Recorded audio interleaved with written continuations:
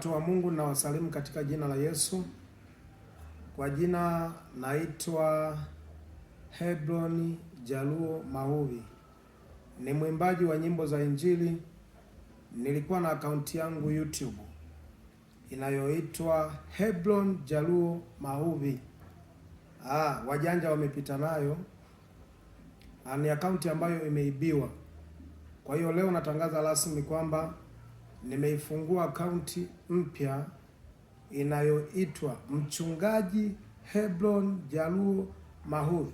Ile ya kwanza ilikuwa inaitwa Hebron Jaluo Mahuvi.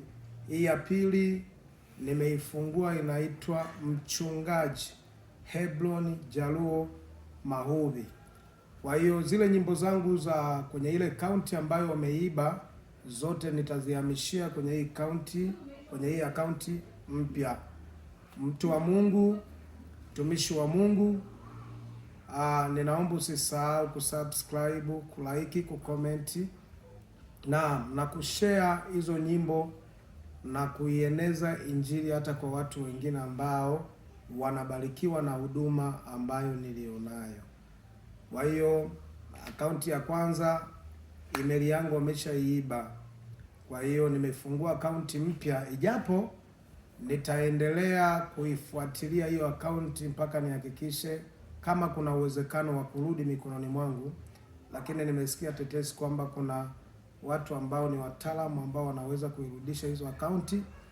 Kwa hiyo ninaamini inaweza ikarejea katika Kristo Yesu. Ninaamini kabisa inaweza ikarejea. Kwa hiyo naomba ushirikiano wako pia kwenye nyimbo hizi.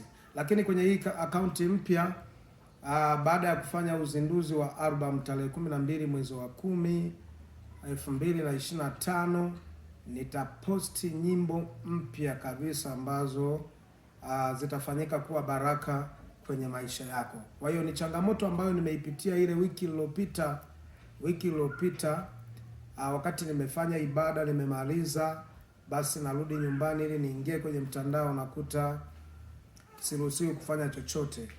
Naam, kwa hiyo kwa wale wapenzi wa nyimbo zangu, kwa wale wapenzi wanaonifuatilia, chochote ambacho kitapostiwa kwenye ile akaunti ya mwanzo, ujue kabisa kwamba sijaposti mimi. Kwa hiyo sina mamlaka nayo, wameshaniibia.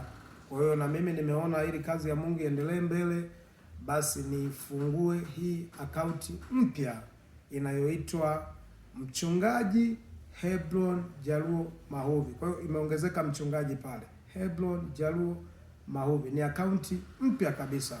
Kwa hiyo Mungu akubariki kwa kunisikiliza. Nahitaji ushirikiano wako pia, kwa sababu hii kazi ya Mungu si jukumu langu peke yangu. Hata wewe pia unapohusika kushare, kulike, kucomment na kuwasambazia na watu wengine, maana kunakuwa mmojawapo mwa mtu au watu walioihubiri Injili ya Kristo. Mungu awabariki sana. Ndio changamoto ambayo nimeipitia. Haijaleta maumivu sana, japo akaunti haikukua, lakini pia mtu aliyefanya hicho kitu sio kitu chema kabisa. Sio kitu chema kabisa. Kwa hiyo ninaomba ushirikiano wako pia. Mimi binafsi nimemsamehe. Kwa hiyo na wale wote ambao watakuwa wamesikia hii taarifa wamejisikia vibaya, sisi tumepewa moyo wa kuachilia kabisa. Mungu awabariki.